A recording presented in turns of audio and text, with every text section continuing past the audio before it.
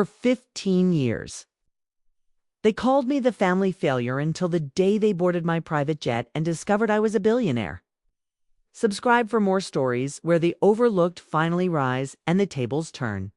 The invitation to the annual Thompson Family Barbecue sat unopened on my marble kitchen counter, the bold red lettering glowing in the Arizona sunrise spilling through my glass walls. After a decade and a half of silence, distance, and deliberate invisibility, everything was about to unravel. Not because I wanted it to, but because I had no choice. I glanced down at my phone, rereading the headline that had detonated my carefully constructed secrecy. Forbes 30 under 40. Lea Thompson's virtual design empire valued at $4.1 billion. The article would drop in 48 hours, 2 days before the reunion. So much for staying under the radar.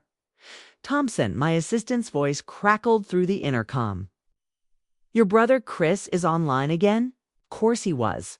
He hadn't stopped calling since the media blast broke. I sighed, picking up, Hi, Chris. What the hell, Leah? He barked. I just got off the phone with CNBC. They asked how it feels to be the brother of a billionaire. If you want to explain that to me. I stared out at the desert skyline from my Scottsdale penthouse. Guess you'll find out with everyone else. Crap, he snapped. You let us believe you were broke for years. Mom thought you were couch surfing. Worried, were they? I half laughed. You mean those lectures about how I was wasting my future? The sarcasm. The oh-so-helpful suggestions to take a desk job at Uncle Mark's insurance agency. They were trying to help. No, Chris. They were trying to mold me. And you let them. Silence, Chris, the golden child. Harvard MBA, joined Dad's firm at 23. Never asked a single question. How long? Smiling demanded. I walked out to the balcony, glancing down as one of my 3 Teslas pulled into the driveway. Remember when I moved into that dump near Tempe? Yeah, he said cautiously. When you started that 3D art stuff, that was 15 years ago. I didn't need to say more. He knew. That's right, I whispered to myself, smirking. Everyone thought I'd lost my mind when I ditched my finance degree to play with graphics, as Dad liked to call it. What they didn't know was that I'd already sold my first VR sculpture collection for $660,000. Chris had gone quiet, and 6 months later, sold another series for $200,000. By the time Dad announced over Christmas dinner that I was still figuring things out, I'd already crossed the million mark. I could practically see Chris now, squinting, calculating.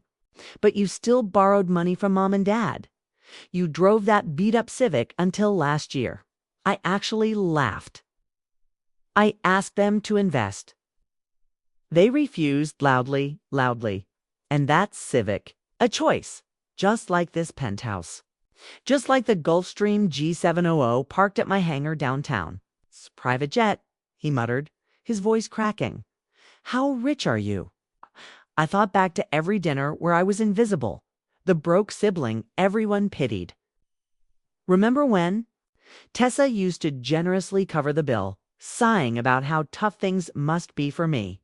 Forbes will print $7.2 billion, I said flatly. But that's conservative. The real number is closer to 10. The noise Chris made was somewhere between a gasp and a choke. I've got a board meeting, I added casually. See you at the reunion, click. I turned back to the intercom. Samantha, is everything ready? Yes, Miss Thompson. The jet is fueled. Rolls fleet scheduled to collect each family member. Venue secured. Private island confirmed. Signed, perfect. Picked up the reunion invitation again, running my fingers over the embossed script. For 15 years, they boxed me in as the dreamer, the disappointment, the one who never measured up. But this time, they'd see the truth. My phone buzzed. Tessa. Oh my God, Leah. This Forbes thing, tell me it's a prank. What's going on? I smiled and left her on read. It's funny how the quiet ones always surprise them.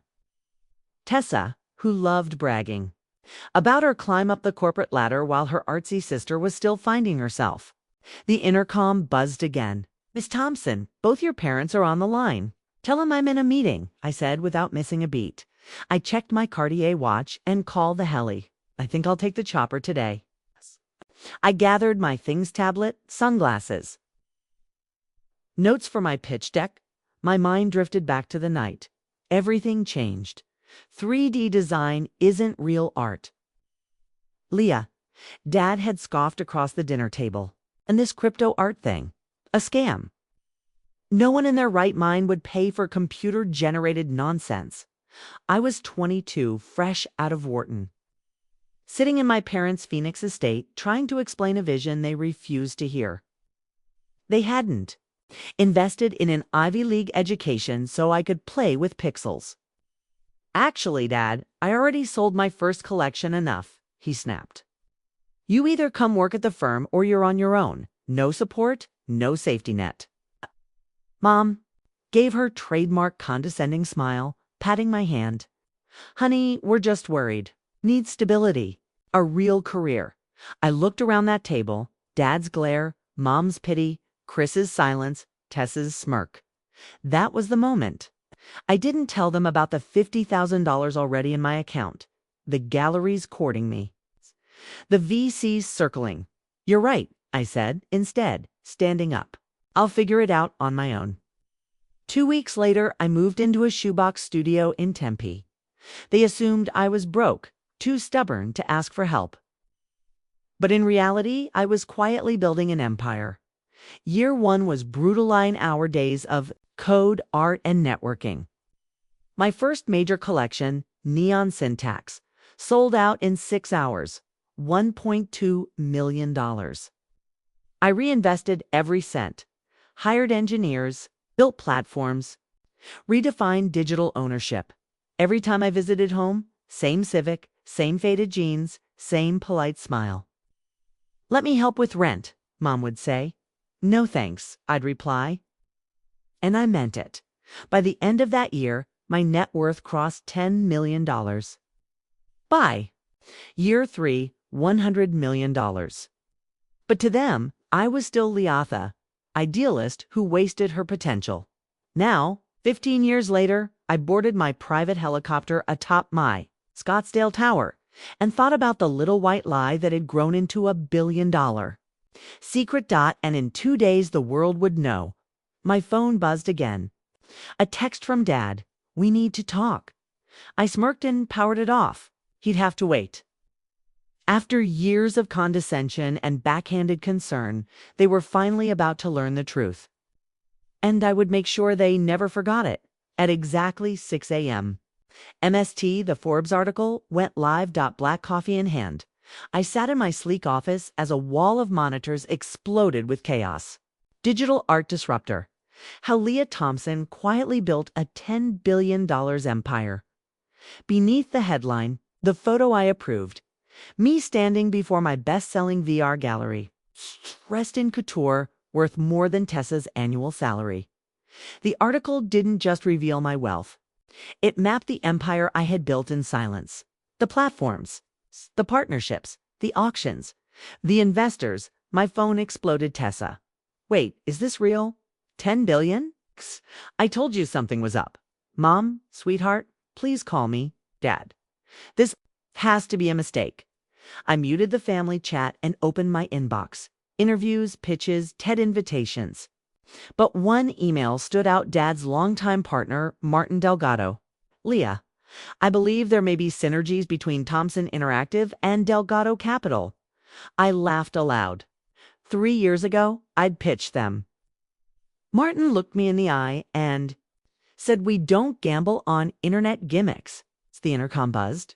"Miss Thompson, your mother is in the lobby. She's very insistent." I pulled up the security feed. There she was, Elaine Thompson, immaculate in Chanel, arguing with security like her life depended on it. Let her up, I sighed. Time to face the storm. When she stepped into my penthouse, sunlight streaming across Arizona mountains, a Keith Haring original hanging behind me worth more than their entire house, she froze. Leah, her voice trembled. What is all this? I handed her a steaming mug of coffee, calm as ever. This, Mom, This is my real home, not the modest little condo I keep for family drop-ins. She wandered toward the floor-to-ceiling windows, her heels clicking against the polished marble floors. But how? When? How long have you been living like this? 15 years, I replied, leaning against the kitchen island. Since the night you and Dad said digital art was just a phase, something no one would ever take seriously. She turned slowly, her perfectly done-up face now clouded with confusion and something else I couldn't quite place. But we saw you struggling the tiny apartment, that old Civic, asking for rent help. I offered a dry smile. I never asked for rent help. I asked you both to invest in my company. There's a difference. And the apartment, the car, they were all part of the illusion. I played the role you believed, the broke dreamer, the lost one. That was the only version of me you ever accepted. Her lips parted in disbelief. You lied to us, Leah, for 15 years. No, I said quietly. I just didn't correct the story you all chose to believe. You were so sure I was failing. You never looked deeper. She sank slowly into one of my custom leather chairs, her posture collapsing. For the first time in years, she looked her age. Does anyone else know? Just Chris, I said. Found out when the press release went out? I think he tried to warn you. She nodded. He called your father, said it must be a mistake. Some other Leah Thompson? I walked to my desk and handed her a folder. Here's the proposal I gave Dad 3 years ago. If he'd invested the $1 million I asked for, his share would be worth over $100 million today. Her hands trembled. He said you were looking for a handout. She whispered that your art had failed. And you believed him. She didn't. Answer, did any of you ever come to one of my exhibits? Google my name. Nothing. I turned back to the window, watching the city buzz below. The family reunion is still on, by the way, but I changed the location. I bought out the entire resort to public. Everyone will be picked up by Rolls-Royces, flown on my jet, and will be celebrating on my private island. Your island. My mother echoed, her voice barely above a whisper. In the Caribbean, I said casually. I bought it last year after closing my first billion-dollar deal. I turned to face her fully. And Mom, this time I won't be the quiet one sitting through dinner while everyone lists their promotions and real estate deals. I've got some things to say too. She stood slowly, smoothing her silk skirt with trembling hands. Your father? When he sees all of this, her voice faltered. He'll have no choice but to admit that his daughter, his artist daughter, built something bigger than anything in the Thompson legacy. I smiled gently. And Mom, that's just the beginning. I walked her to the elevator, pausing just before the doors opened. Oh, and one more thing. Remember that Bentley you've always wanted? The one Dad says is too impractical? She looked at me puzzled. I bought 3 of them last month, I said with a shrug, just because I could. The doors slid closed on her stunned expression. As soon as she was gone, I hit the intercom. Samantha, is everything in place for the reunion? Yes, Miss Thompson, she replied smoothly. Island staff are fully briefed. Each guest will receive a personalized folder documenting every investment offer they declined over the years, along with current valuations. The video timeline of your achievements is finalized and queued for the welcome dinner. Excellent. I picked up my phone, opened the family group chat, and typed a single message. Looking forward to seeing everyone at the reunion. Dress appropriately. For a private island. Transportation will be provided. Then I refreshed the stock dashboard on my laptop. My company's value had surged since the Forbes article hit another billion added to my net worth before sunrise. I thought of my father in his office right now, trying to process how the daughter he dismissed had quietly become one of the wealthiest women in America. I thought of Tessa, still bragging about her 6-figure salary and Hampton Beach house, blissfully unaware that my system could buy her entire life with a week's interest. This reunion was going to be unforgettable. My phone buzzed again, a message from Dad. We need to talk before the reunion. Some things are better discussed privately. I typed back, everything will be discussed at the reunion. Dad, isn't that what reunions are for? Sharing our accomplishments. Then I called Samantha once more. Have the design team repaint the helipad. Make sure my name is clearly visible from the air. It's already done, Miss Thompson. Anything else? Samantha asked. I paused, thinking of 15 years of pity, mockery, and being branded the family disappointment. Yes. Have the Forbes article, framed and hung in every room on the island. I want it to be the first thing they see, no matter where they turn. As I ended the call, I caught my reflection in the glasscom. Confident, wealthy beyond imagination, and finally ready to show them all who I really was. The countdown was over. The morning of the Thompson family reunion arrived, clear and bright. I stood on the private runway of my Scottsdale airfield, watching as 3 black Rolls-Royces pulled in, one after another. They had arrived. The doors opened. First came my father, still upright, still sharp-eyed, but his confidence dimmed. My mother followed, more subdued than usual after our conversation days earlier. Chris, Tessa, and a wave of aunts, uncles, and cousins trailed behind, their faces full of disbelief and veiled judgment. And there, waiting for them in the center of it all, sat my jet sleek, white, gleaming. Thompson Interactive was emblazoned in brushed silver along the fuselage. "Welcome, everyone," I said, letting my voice carry. "Hope the ride was comfortable." "Leah," my father said, stepping forward, trying to reclaim his usual authority. "This is a bit much." "The resort would have been just fine." I smiled.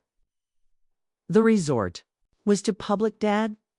This reunion needed to be more meaningful. "On my island, you're what?" Tessa muttered, clutching her Dior bag. "Of course, you have an island." As they boarded the jet, I watched their eyes shift, soaking in the gold-trimmed interior, the original artwork, the Dom Perignon and crystal flutes. "Is that a real Picasso?" Aunt Leah whispered.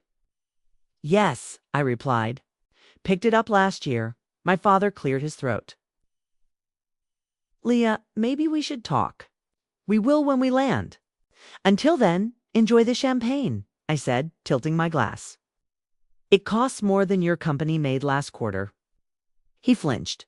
2 hours later, we descended toward a glittering jewel in the ocean. My 300-acre private island with a luxury resort nestled at its heart. Let the reunion begin. And there it was, visible from the sky exactly as planned. My name, Leah Thompson, spelled out in letters so large and bold they could practically be seen from orbit. "So high." "What?" Tessa gasped, misreading the name at first. Then her jaw dropped as we landed. I heard her whisper, of course. She branded the helipad. Surrounding it were massive digital screens, each cycling through my most successful immersive art collections, the sale prices prominently displayed, each one a statement in itself. "Welcome to Thompson Island," I said, stepping onto the tarmac, my own little slice of paradise. Little Chris muttered, eyes wide. The resort complex that stood before them was a seamless blend of futuristic architecture and untouched Caribbean beauty. "Everyone's rooms are ready," I continued. "There's some reading material waiting in each suite. I suggest you review it before dinner."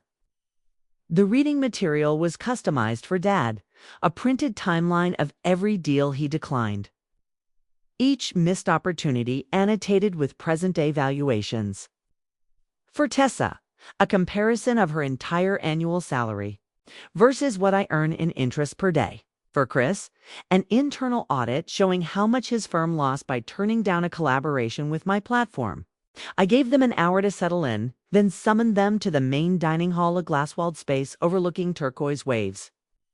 The long tables sparkled with crystal, silver, and place settings worth more than most cars, and on every wall, the Forbes article hung framed, backlit, impossible to ignore.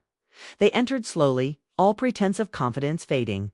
Even their designer outfits looked oddly out of place here. "Please, have a seat," I said warmly. "We have quite a bit to talk about." "Leah," Dad began, attempting diplomacy. I think I speak for all of us when I say we're surprised. Surprised. I repeated, softly laughing, not angry, that I kept this from you. Not disappointed I didn't share the truth, just surprised. We didn't know, Mom murmured. No, you didn't want to know. I corrected her. Every time I tried to talk about my work, you changed the subject. Every time I offered you a seat at the table, you dismissed me. But the apartment, Tessa said, her voice small. The Civic, the times I picked up the check, because you thought I was broke. I finished for her. I said, did you enjoy that, Tessa? Being the successful sister of the savior. She looked down, cheeks flushed. At least she had the decency to look ashamed. Let me show you something, I said calmly, pressing a discreet button on the side of the dining table. Motorized panels opened overhead, and high-resolution screens descended.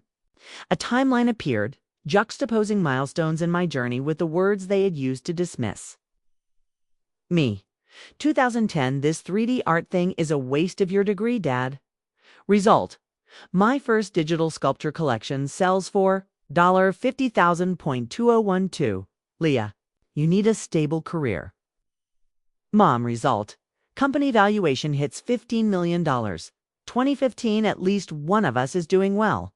Tessa. Result. I close a $120 million partnership with a major tech firm. 2018. Cryptorts sounds like a scam. Chris. Result. My platform crosses 500,000 users and $600 million in sales. 22-2. We don't fund online gimmicks. Dad's firm. Result. Company valuation surpasses $3 billion. Every single comment. Every time you looked at me like I was chasing a fantasy, I said in my voice, study. I remembered all of it, and I used it. My father swallowed hard. Why didn't you tell us? 'Cause you never wanted to hear it, I said. You needed to learn that success doesn't wear a suit, doesn't follow your playbook. And sometimes the person you underestimate changes everything. I walked to the edge of the room, glass walls framing endless turquoise water. The hardest part wasn't keeping secrets, it was watching all of you celebrate each other while I was building something you couldn't see. Mediocrity. Mediocrity, Marcus said through gritted teeth. Yes, I said. You played it safe. That was your ceiling. Mine was higher. I turned to Tessa. You flaunted your 6-figure salary like it was gold. I made that during a coffee break. Dad stood. Enough. We were wrong. No, I said firmly. I don't want an apology. I want you to understand. I pressed another button. The screen shifted, revealing the prototype of my latest creation. This launches next month, a redefinition of how art is created, owned, and valued. Estimated worth $10 billion. I looked at them all. This time, you'll see it happen. With your own eyes. No more doubting. The room fell into a deep silence, the kind that only comes when illusions finally collapse. My family sat frozen, absorbing the reality they had ignored for so long. Finally, my mother spoke. We're proud of you, Leah. We should have been proud all along. Thank you, Mom, I said gently. But I didn't do this for your pride. I did it because it was my dream, my vision. I looked around at the opulence they now couldn't deny. And now it's my empire. So what happens now? Chris asked quietly. Now, I echoed, pouring myself a glass of wine. We have dinner as a family. But this time, we'll do it my way. No more pretending, no more hiding. I raised my glass to the truth. Finally, one by one, they lifted. The shock hadn't fully worn off, but something was shifting. The rest of the evening passed in a haze of Michelin-level cuisine, aged wine, and hesitant, but warming conversation. For the first time in 15 years, they weren't just seeing me, they were really seeing me. When they finally retired to their suites, I stayed behind, watching moonlight dance across the waves. Samantha appeared beside me, her voice soft. Was it worth it? I thought back to the timeline, their stunned expressions, the pride they never used to show. Yes, I said, but not for the reasons I thought. It wasn't about proving them wrong anymore. It was about finally being free fully myself. I smiled, and tomorrow we show them the future. Their world of mutual funds, corporate ladders, and conservative choices was fading. The world I'd built, interactive, immersive, transformative, was just beginning. Later that night, I found a note slipped under my door, my father's handwriting. I was wrong. Not just about your business, about everything. You didn't just succeed. You changed the game. Sorry I didn't see it sooner, Dad. I placed it in a frame beside the receipt for my first digital sale, $1.50. It's a reminder of where it began. The next morning, as my family gathered for breakfast, attitudes softened. Curiosity blooming, I realized something profound. Success isn't just about proving others wrong, it's about proving yourself right. And sometimes, the sweetest victory isn't loud, it's in quietly knowing you built something extraordinary while the world was busy doubting you. My phone buzzed. Breaking the moment. Thomson Interactive announces revolutionary new platform. The future had arrived. This time, they'd be watching it unfold. No more hiding, no more pretending, just success on my terms. If you've heard my story, I want to hear from you. Leave a comment below. Tell me, what would you do if you were in my shoes? Would you keep going, even when your family didn't believe in you? Would you stay silent or make the world listen when the time is right? Your support means more than you think. Share this story if you believe in second chances, in building something powerful even when no one is watching. And don't forget to subscribe, because this isn't just my story, it's for anyone who's ever been doubted, dismissed, or underestimated. If you're chasing a dream right now, keep going. People may laugh. They may doubt you. They may call you crazy. Let their doubts fuel your drive. Build quietly, grow, and when the time comes, let the results speak for themselves. You don't owe anyone an explanation for your vision, but someday you owe it to yourself to prove you were right all along. Because success, it's not about shouting the loudest. It's about being undeniable. Now, tell me below, what dream are you unwilling to let go of?